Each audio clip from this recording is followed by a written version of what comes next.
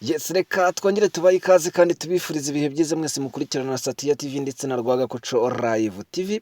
Abari mu majyepfo, amajyaruguru, iburasirazuba n'iburengerazuba mwese tubahaye ikaze muri aka kanya ariko wana nisho.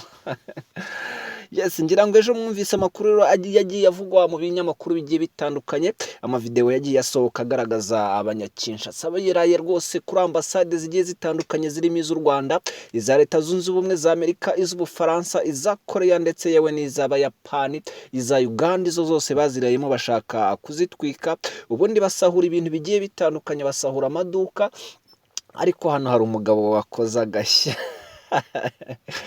Guys, abakongomani bagira udushya. Uyu mugabo rero yagiye gusahura urukiko, amaze gusahura rwose murabona ko yikoreye umuzigo, ariko noneho akabaye noneho karenze nuko yagiye agasahura akiba n'ikanzu ya metre. Ubu ngubu bari kugenda yitwa metre hariya mu mujyi rwose, ngira ngo murabibona umugabo yibye yiba n'ikanzu y'umucamanza.